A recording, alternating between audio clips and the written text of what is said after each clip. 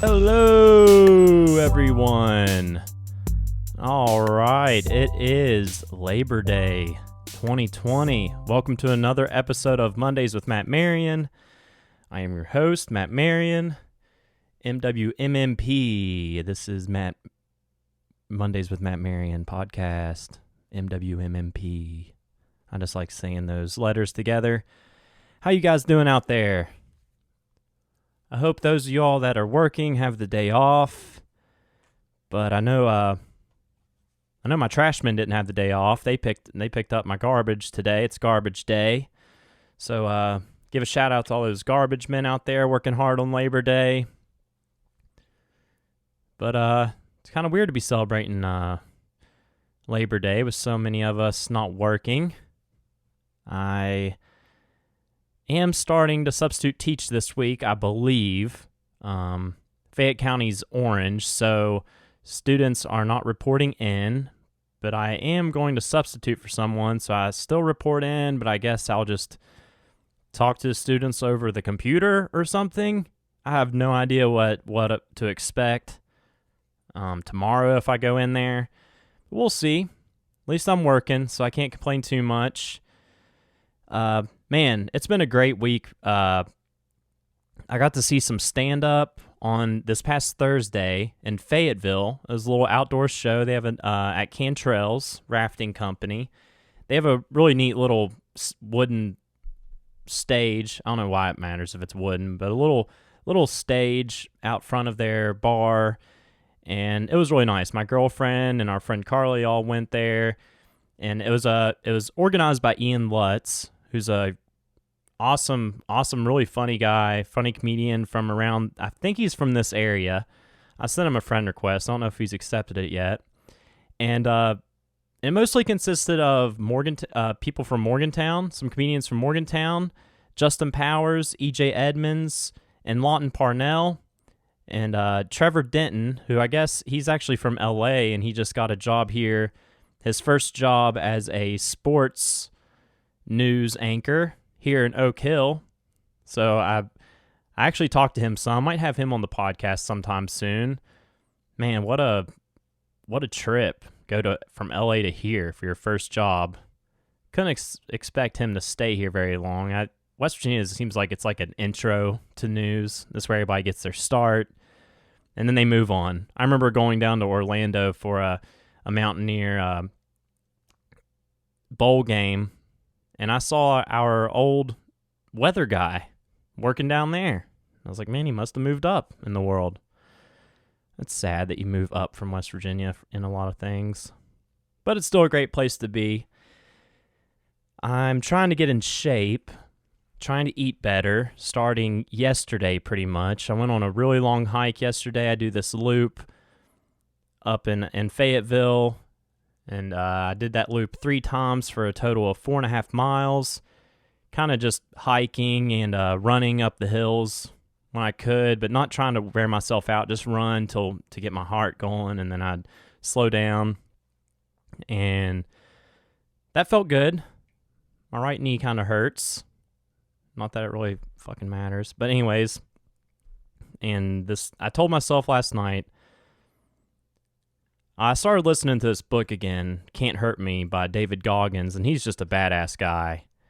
And I'll never be David Goggins or anything, but it has been getting me going. So anybody that's trying to find some motivation in your life, I do recommend this book, Can't Hurt Me by David Goggins. And it does get you going. Makes you want to go out there and bust your ass. And I've listened to it once, and I remember I was getting in shape at the time, and then I lost it over this quarantine and everything, and turned into a really lazy piece of shit. Not that there's anything wrong with that. You know, it's your own personal thing. I'm not trying to tell you all what to do. So, but I told myself last night, Matt, we're going to get up early tomorrow. I set an alarm for 6 a.m. I went in bed. I laid down right at 10 a.m. and pretty much just tossed and turned for 2 hours. Got on my phone, texted my girlfriend, I can't sleep. Finally, I passed out. Had a really, really crazy nightmare. Basically, at the end of my nightmare, I was getting bit by this. I was like laying in bed, and this shadowy person went under my sheets and started nibbling on my hand, and I woke up going, "Get off my hand," and I punched my own hand. That's how I woke up. Then I went back to sleep. My alarm went off at 6. I was a little bitch. I didn't wake up. But a half hour later, I kind of woke up on my own. I looked at my phone at 6:30. I looked outside. It's still pretty dark. And I said, "Matt, let's just get up. Let's get up and let's go exercise this morning like we planned to do." And I did it. I went to the Kmore Top. Kmore's an old mine in Fayetteville. I've talked about it before. And I did hike down the Coal Miners Trail, and then I did the 823 steps, walk down. My knee was killing me, but I still did it. Hurts mostly just walking downhill. And then I trudged back up, did the old trudge back up the steps, up the Coal Miners Trail, and got a good workout in this morning. And I was very tired after that. I came home and made myself some coffee. Now got ready for the podcast, ate some breakfast. So my Labor Day is going pretty good. Getting ready to go to my mom's and probably eat like shit. I'm trying to eat better, but I'm going to eat whatever they have today. Not that they eat like shit. I mean, it'll probably be some good food, but you know how it goes. The cookouts, hot dogs, hamburgers. You have to have a hot dog and a hamburger, right? At least I do. But yeah, it was a great week. Sorry, I kind of got off topic with the stand-up, but man, those comedians killed it. Every single one of them. Morgantown's got a really great comedy scene. I know my buddy Lawton Parnell was one of the comedians, and they were doing open mics at least once a month at 123 Pleasant Street there. And I believe it was going pretty well. They were always having a crowd there. So it's really hard for comedians lately.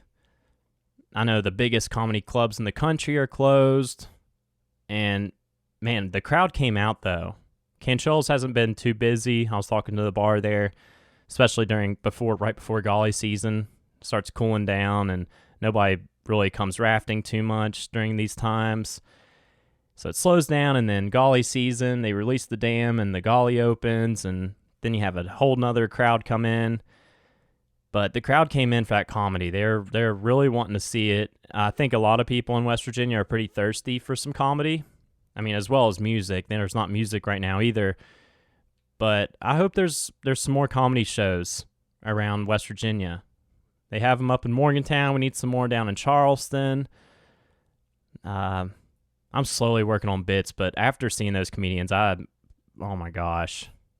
It really made me see how much work I would have to put in to be a comedian. They were amazing. Super funny. The crowd loved it. So, Ian Lutz, thanks for organizing that. And that was a great time. So let's get into this thing. Got a lot, just like I've had a lot for the past few podcasts. Got a lot of questions to answer. And I have my little segments here. So let's start with the good news segment. I saw a lot of good news here. One article that popped out to me is Hormel Foods. Hormel, they make that chili in a can. Hormel Foods to provide free college education to children of all its 16,000 employees. That's amazing. It mentions in the article that a lot of their workers didn't go to college, so they're hoping that this will be the first generation of a lot of these families to have their kids go to college, and it's an awesome thing for them to do. That's a lot of money, but I'm not surprised that they make a lot of money because they keep skipping out on the meat that's in their chili. But, do what you got to do to send all those kids to college. I get that chili from time to time. It's okay. It's not the best chili in the world, but it works. It works if you don't want to sit there over a hot pot of chili all day making it. So good for you, Hormel. Just another reason to buy your kind of shitty chili. There's something else that stuck out with me. Oh, it says bring these zoo animals into your birthday parties by ordering a personalized video message from them. How do they personalize it? They just tell the animal what you said, like, hey, this is for Matt. He's turning 31, and the sloth's just like, no. I don't know if sloths make very much noise. They probably do. They probably make cute little noise, like, There's another one that article that looked really funny. Where is it? Well, this one's not funny. This vending machine refills cleaning products, reining in plastic and saving your money. It shows a woman here with her laundry detergent bottles. Man, laundry detergent bottles there's so much plastic in those. I've noticed. Because when it's completely empty, it's still kind of heavy. And it has that fancy lid on top, so you don't waste it or something. They're always so weird looking. Oh, this one stuck out to me. So first time a 10-year-old boy uses his birthday metal detector, he unearths a centuries old sword. Wow, it's one of those swords that like you're holding, like that the Three Musketeers would use. I mean, it's super rusty and it's kind of cut in half. Kind of looks pretty shitty, but that's a good find. Let's say, only this wasn't. Or wait, what does it say? Once upon a time, in a green and pleasant land, lived a boy who dreamed of buried treasure. Armed with a brand new magic wand, he set out one day to see what he could find. He'd scarcely waved the wand once when, lo and behold, an ancient sword was revealed to him. I started saying ancient different. I used to say ancient, like as if it was almost spelled A-N-G, like ang. I started saying ancient, which is probably the right way to say it. I've been realizing I say a lot of words wrong lately, but that's another story. Only this wasn't a fairy tale, it was real life. Okay, so the magic wand was a metal detector. Yeah, we know. It was in the article. It was in the title of the article. Sorry, this is a great network. Good News Network. Anyways, he said, I felt excited. It was a sword, and it was just here. I didn't really expect anything too big. Man, so now his life, I feel like it's kind of going to ruin his metal detecting life. Because he barely used it for any time, and he found a fucking sword. He's probably never going to find anything that cool, but he's going to be obsessed with metal detecting because of it. And from now on, it's going to be like, oh, I found another penny. Wish it was a sword. Oh, I found I don't know what you find. Maybe he'll find a ring. Maybe he'll have a bunch of luck. Maybe he won't need to get a job. Maybe he'll just use his metal detector. He could probably sell this sword for a pretty penny. Does it say anything? Anything about selling the sword? 1,700.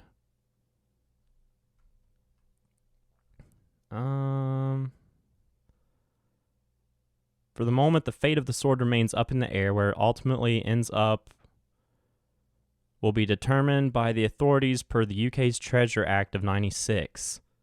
So he doesn't even get to choose? Well, that's bullshit. He should be able to keep it if he wants to. I don't know. I might have skipped part. Oh, well. We have a lot to get into today, but way to go there. What's your name? Fiontan Hughes. Fiontan, Fiontan. Why do I always get the weirdest names in this thing? That's some good news, though. That's some good news for your Labor Day. Get the week started. All right, now on to our next segment, Movies with Matt, and I have some good ones. So every week I'm going to do a good movie and a bad movie. My good movie this week, I didn't really watch any good movies that is, this past week, so I decided just to talk about one of my favorites that I grew up watching. It's also my dad's favorite movie, and we've really bonded over my life with this movie, always quoting it pretty much every time I see him. And that movie is Pee-wee's Big Adventure, 1985's Pee-wee's Big Adventure. So, of course, it stars Paul Rubin as Pee-wee Herman. It is, I believe, it's Tim Burton's first feature-length film. Wow, it was written by Phil Hartman and Paul Rubens. That's amazing. It says one more credit. Why don't you just show me all the cred? And Michael Varhol, don't know who that is. Wow, I didn't know Phil Hartman's not in it, but he wrote it. I know he was in Pee-wee's Playhouse some as a character, but it says when an eccentric man-child, Pee-wee Herman, gets his beloved bike stolen in broad daylight, he sets out across the U.S. on the adventure of his life, and he ends up going all across the country, ends up at Texas at one point, maybe at the Alamo. I don't really know. He might meet a ghost along the way. I don't want to ruin anything. But it is a great film. Like I said, Tim Burton's first feature-length film. It also has, I know fans of Tim Burton usually love the music by Danny Elfman. This was actually also Danny Elfman's first time composing for a movie. I read that I might have listened to him. I think I listened to a commentary with Danny Elfman, and he basically he was already a musician, but to write all the music, he had to reteach himself basically all how to write music over again, music theory. So he had to relearn music theory, but it has an amazing soundtrack. I've seen Primus, so anybody that's seen Primus, I think a couple times before I've seen them, their music that they play on stage before they walk on stage is usually, I've seen them use the Nightmare sequence sound like music from Pee-wee's Big Adventure, which is written by Danny Elfman. There's a really great breakfast machine scene at the beginning. That's probably my favorite song, the classic Pee Wee Herman's Pee-wee's Big Adventure song. And it's really worth a watch if you've never seen it. If you love Tim Burton, or don't, it's not even too Tim Burton-y, really. It's mostly just Pee-wee, but it's amazing. Definitely check it out. It's great for young kids to watch, but the parents are going to love it too. Middle-aged people, whatever age you are. It's a great film. Check it out. It gets a 7 out of 10 on IMDb, but I give it a 10 out of 10. Amazing, amazing film. Check it out. So my bad film of the week. This actually, I'm kind of answering also a question by my good friend Emily Jo. Thank you for listening over all these past episodes, Emily, and giving me good advice and also asking me great questions. She asked me a question which said, which podcast are you listening to? And one of my favorite podcasts is called How Did This Get Made? And it is Paul Scheer, Jason Mantzoukas, and June Diane Raphael.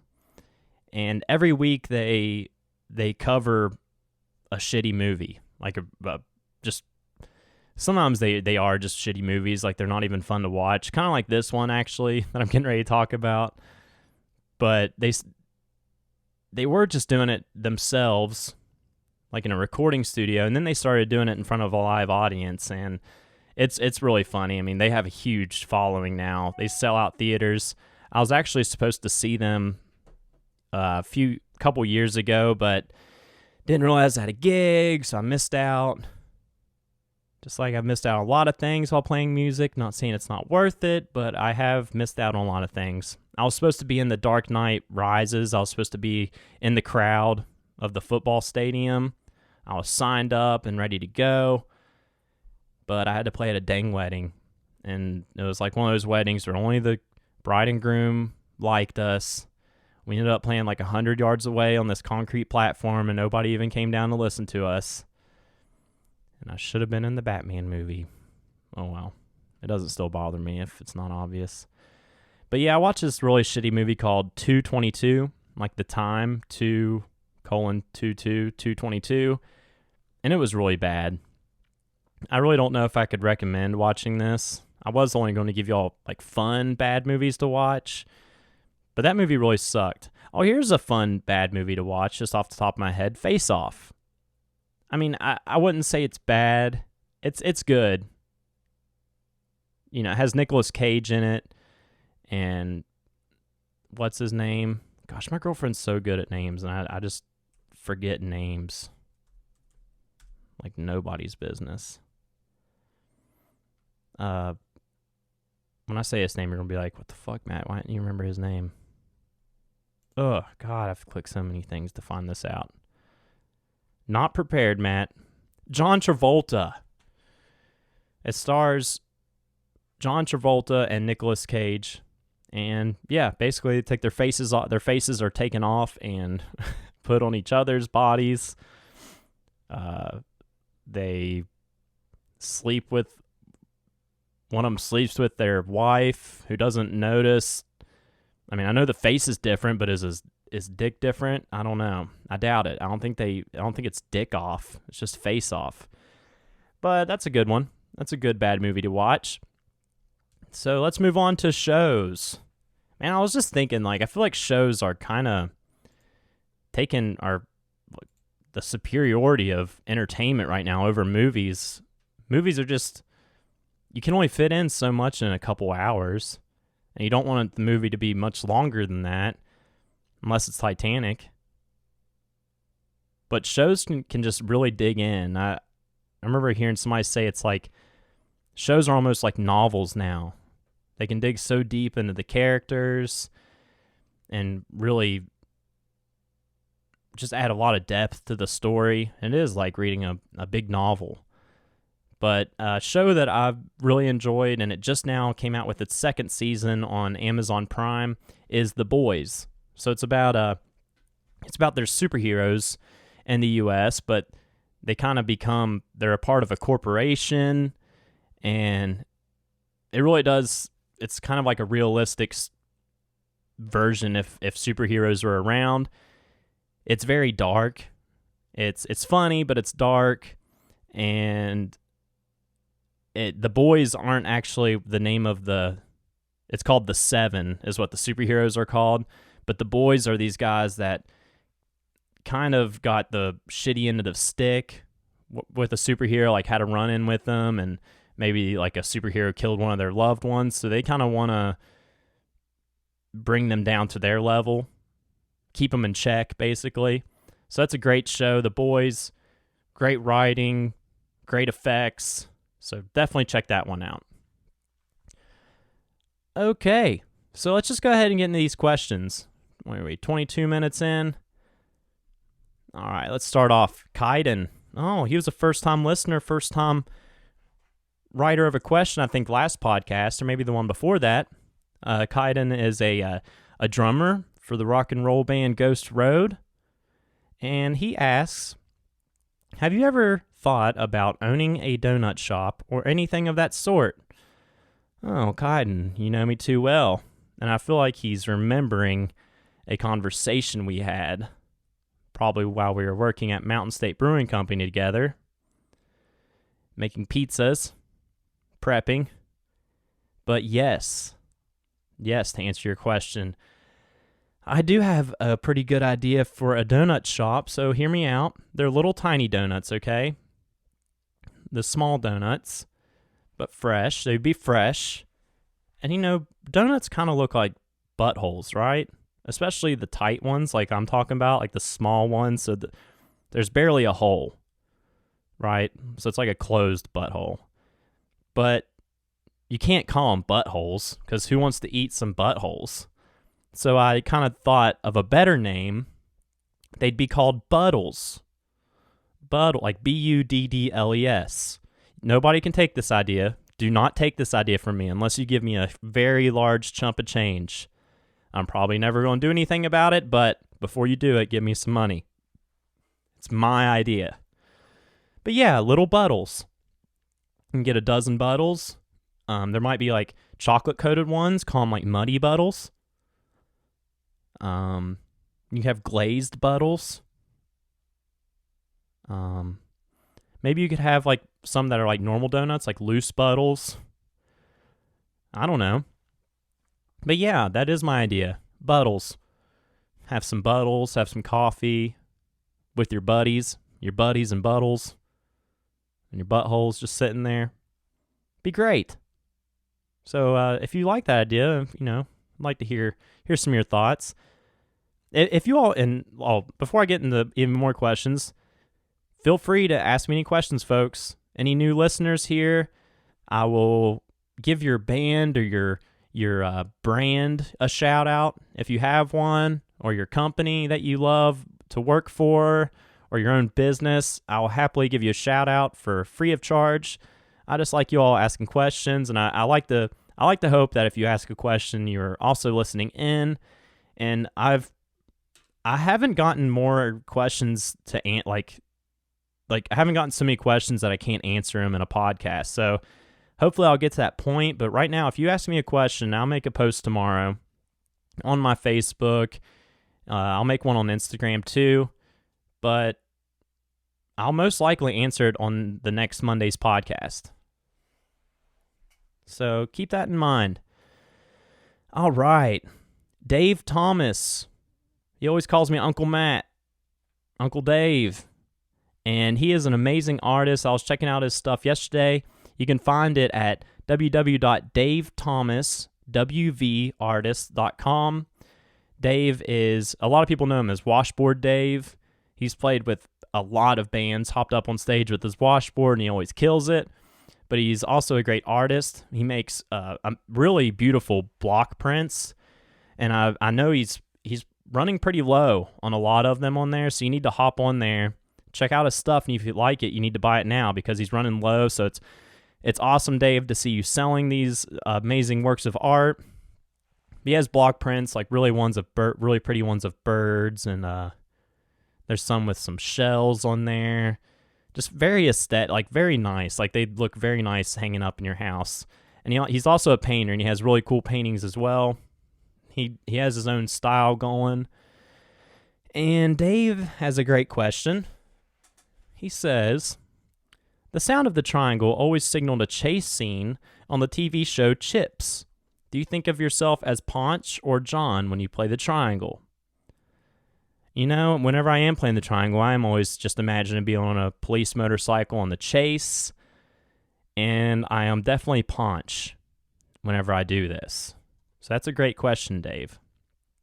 I know there's a question, what do I think about in the past? But that is what I think about, just being on a police motorcycle chase in California. Is that where it is, or is it in Hawaii? I forget. I just know it's somewhere beautiful. It's probably LA, right? I think. I don't know.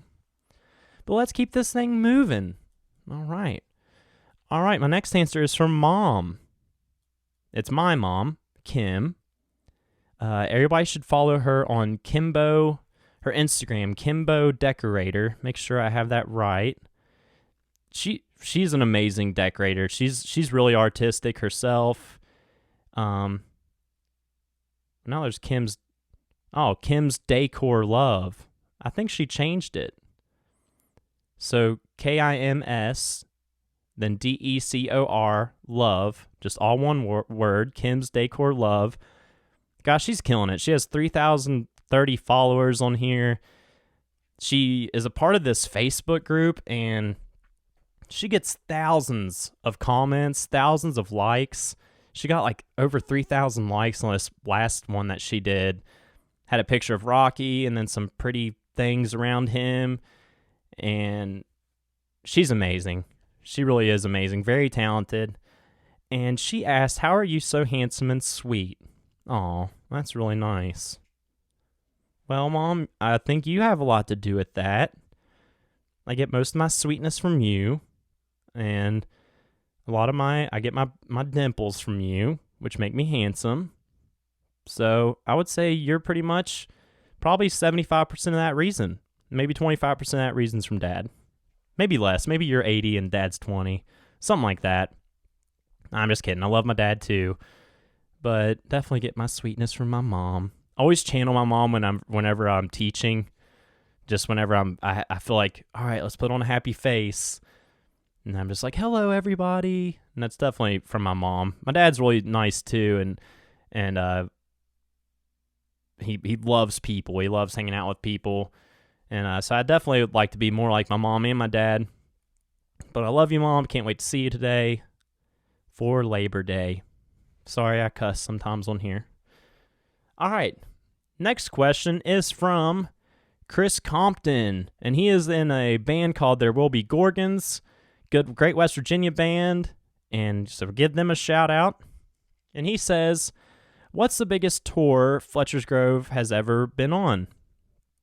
Well, we haven't taken like huge tours. Like, I mean, we're always busy during the summer, but it's not like we're on the road constantly.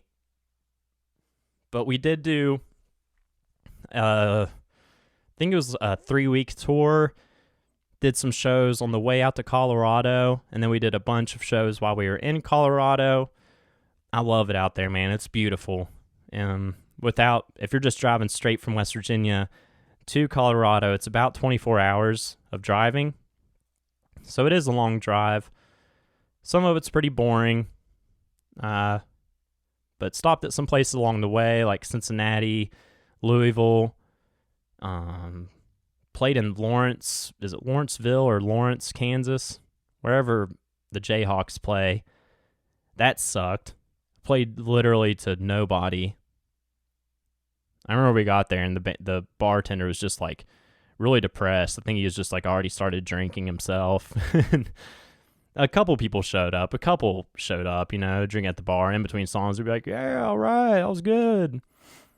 But I remember we played on, it's their high street. There's a high street in Morgantown too. And they have their own high street, but it's a lot longer. And it's a lot flatter because it's in Kansas. And then you drive through Kansas and it's very flat. It is beautiful though in a way. I know a lot of people say it's really boring.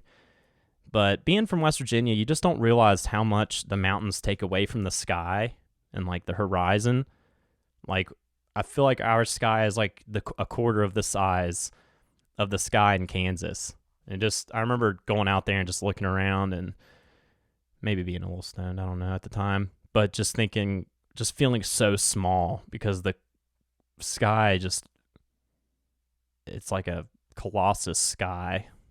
I don't know if that's a good word to use for that or not. I need to get better with words. I said I was going to look up some words recently to do some vocabulary work on my own, but I did not do any of that.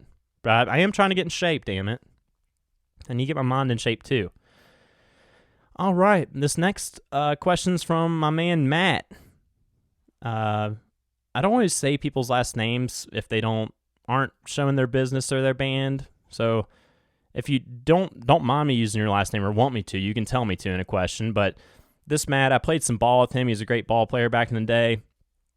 We were going out to the Grayson Lake with him and watching him do gainers and stuff.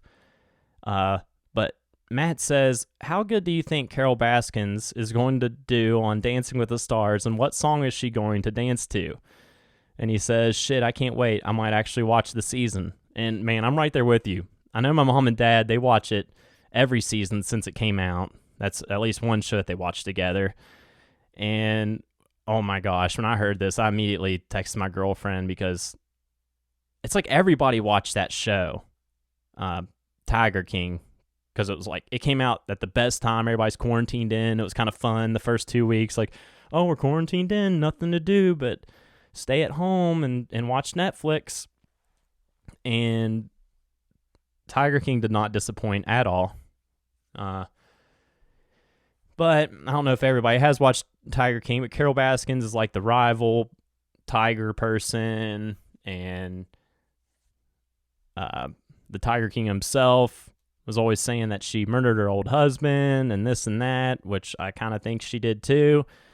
So it's crazy that she's going to be on this thing. She's pretty far out there. I actually heard that she worked in Charleston at one point. You can look it up on YouTube. She talks about working in Charleston, and she actually tried to commit suicide by jumping off a bridge in Charleston.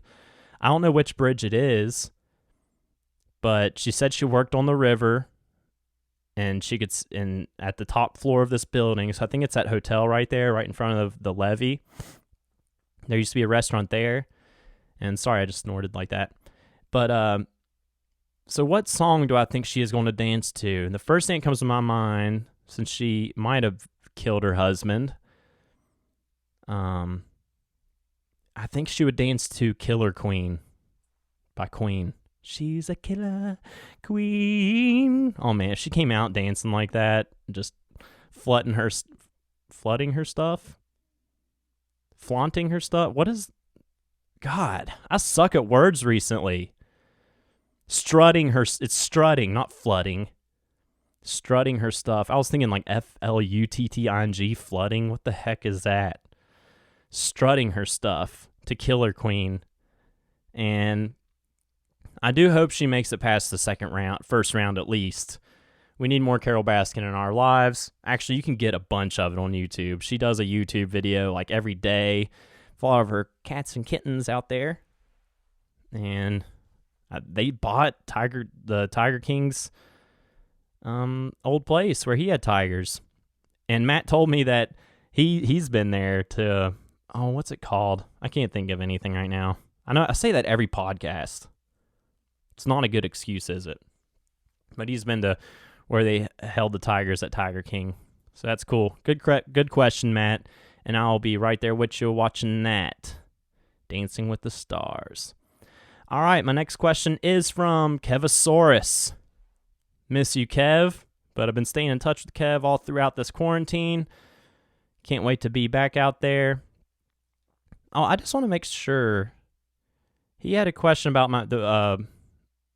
about Sunshine Daydream and or Trips Farm. People call it Trips Farm.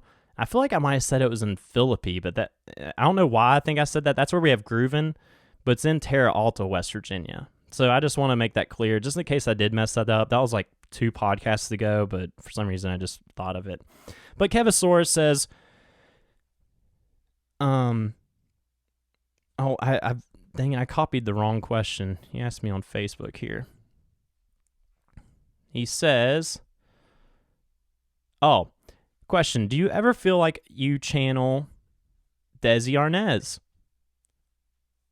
So Desi Arnaz, of course, was Ricky Ricardo on I Love Lucy. And I watched, whenever he first asked that, I thought he was talking about Freddie Prinze, like Freddie Prinze Jr.'s dad, because I was thinking of Desi Arnaz Jr., who is also an actor. But I watched I Love Lucy when I was a kid. I've probably seen every single episode. I loved watching it on it was at the time it was called Nick at Night. And I did love Ricky Ricardo. And I remember seeing him play more of like the congas and stuff in the later episodes when they moved out of the apartment. I didn't like those episodes as much when they moved into the house and just kind of lost its appeal to me. I liked when they're in that little apartment together. But I think in a way, yeah, I never really thought about it, but he was definitely the first person I ever saw playing the congas. And so, yeah, I'd like to say I channel a little bit of Desi. A little bit of Desi Arnaz. And he said he was Ricky Arnaz. No, he's Ricky Ricardo, wasn't he? Ricky Ricardo. Pretty dang sure. And he says, check out Flying Down to Rio with Ginger Rogers and Fred Astaire. I will do that. I need to watch more classic movies.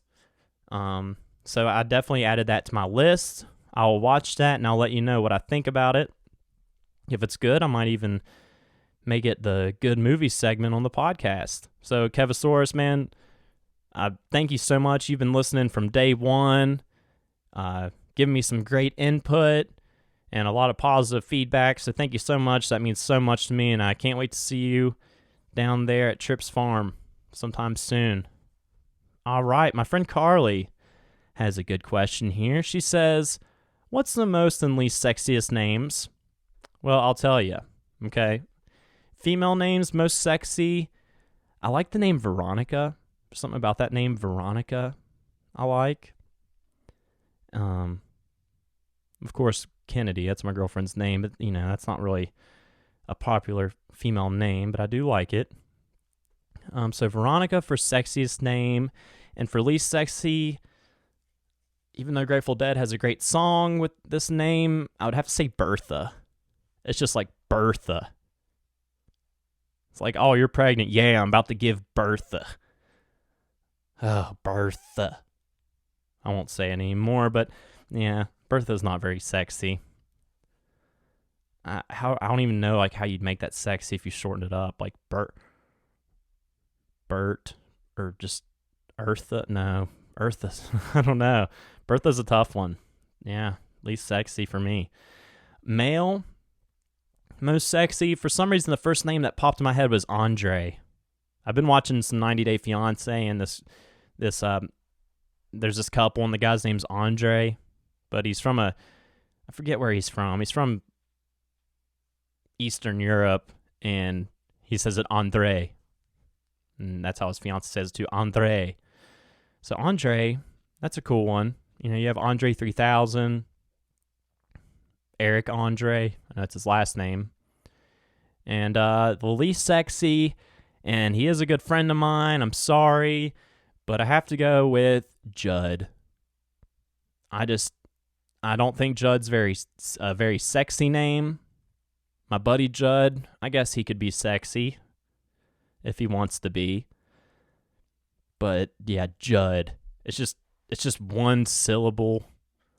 Or I guess it might be Judson is the full name, but then people are not going to call you Judson. They're just going to call you Judd. Rhymes with mud and crud and fud. So, yeah, sorry, Judd. That's not a very sexy name, bro. All right. Next question. My man Dylan. Fire spinning Dylan. He says, do you feel like after things go back to the new normal, people will have more respect for venues and bands after going a year without? I like how you said new normal, because it's not going to be normal. It's just going to be the new normal, for sure. And yes, I do think people will respect. If they don't respect it more, they'll at least be more thankful for them. So maybe being more thankful in itself will bring more respect.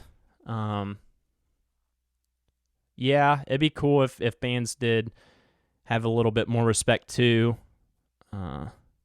Especially kind of payment wise, ticket sale wise. I mean, tickets are pretty cheap usually, especially for bands that are not necessarily national touring, but still putting their hearts and souls into the music and playing for not very much. I mean, it's been standard for a band member to get $100 for one gig for a really long time, at least with bands that are just kind of starting to make it and everything. And guys, that's not much. I know it sounds like a lot, like $100 just to play for an hour or two, but think about everything else that goes into it. Basically, their whole day is based around that. It's not like they just wake up and go to the venue that's in their town and then go back home. No, they're on the road for who knows how many days before that. Could have been on the road for 2 weeks, and they're coming there to make that money. They might have been driving that day, so it ends up being like most gigs end up being at least like a 10-hour day with your setup, your playing, your tear down. And every time you tear down and set up, it's like you're moving just living like a whole living room or small house of furniture into a place, then taking it back out. So it's not easy. And so I don't know. Don't a lot of people are turned away when it's $5. I mean, man, it should be at least $10 almost for any music event. And that's not much, man. I mean, and I think people will realize what they get from music, and they'll be more willing to pay for it. If you have extra dough, man. I mean, this is coming from a musician, so. But if it's a $5 show, and you have some extra dough, give them another $5 maybe. It won't hurt. But I do think it will hopefully give more respect to bands. And I think people will definitely, I think people during this have definitely been reflecting on how much music does mean to them, live music, and having a great venue to go to. And a lot of venues are closing down right now. So they can use your help. I know 123 could use some help.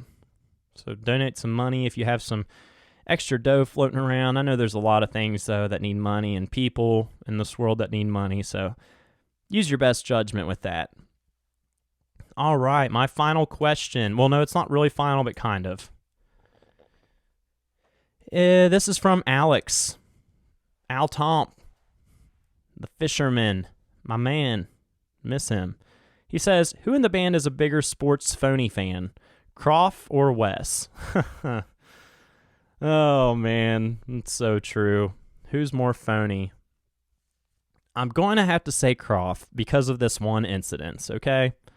So we were playing in Huntington, West Virginia at a place called the V Club, another great venue in West Virginia. Love playing the V Club. Always have a good crowd there. And Marshall and West Virginia were playing. And this is when Geno Smith was the Mountaineers was the Mountaineers quarterback.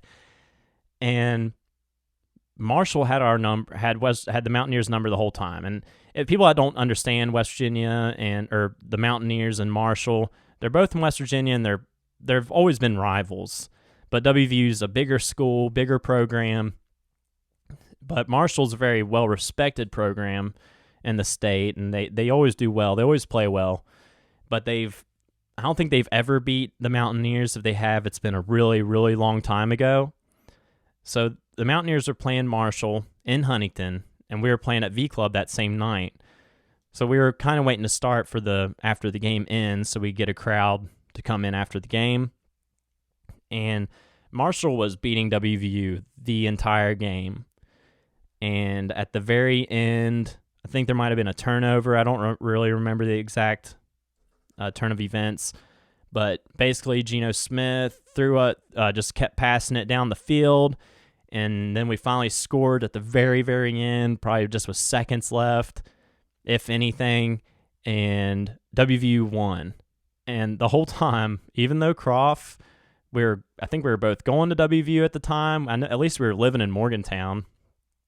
And he was just rooting for Marshall the whole time. I was like, "What are you talking about? Why are you rooting for Marshall?" He said, "Dude, if they win, then everybody's going to party their ass off tonight. We're going to get a better crowd here." So I can't really blame Croft for having the band in his best interests, but at the same time, I was just like, "Really, man?" Because I don't think he understood. Like, if Marshall won that game, we would hear about it forever. And I don't hate Marshall. I just like the Mountaineers a lot more. I mean, I'm an alumni there, or I'm an alum, WVU alum. So I could not, I would not be able to stand that. It just wouldn't make any sense, and the world would be a bad place after that if that happened. I'm just kidding. It wouldn't be that bad. But I do feel Croft. It would have been a crazy night. Instead, everybody was just like, if the Mountaineers just would have crushed them, it kind of would have been like, okay, that was expected. But to almost win and then lose, it's just a whole nother range of emotions. So sorry, Marshall and Marshall fans, you didn't get your win that day. WVU is victorious once again, and we haven't really played them much since. I don't think. Kind of stopped. Our contract or whatever ran out. So yeah, I'd have to go with Croft being the more phony, because I mean, just a couple years before that, WVU is going to play Pitt, and if all we had to do was beat Pitt and go to the national championship, and Croft did party his ass off. I remember him just being wasted and just being like, "Eat shit, Pitt." I won't tell that whole story about when I found him in the crowd after he got lost in the crowd and seeing the state of him during that time, but maybe that's for another day. I don't want to embarrass him too much. All right, so now it's band story time, and I got my idea from this question from the great John Ingram, who is actually playing a show today. Let me see if I can find this information really fast. He's playing a show up in Pennsylvania with some amazing guys. Let's see, is this going to bring it up? Oh, shoot. John Page Ingram.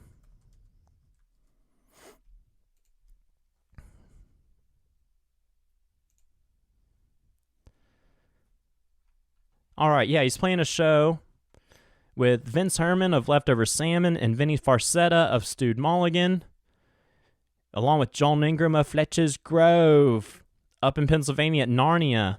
And you can check that out tonight at 6 p.m. Eastern Time on YouTube and Facebook Live, brought to you by jambandwidth.com. So if you're looking for something to watch, it will be a delight. I never say that word, but it will be a delight. Anyways, John has a question.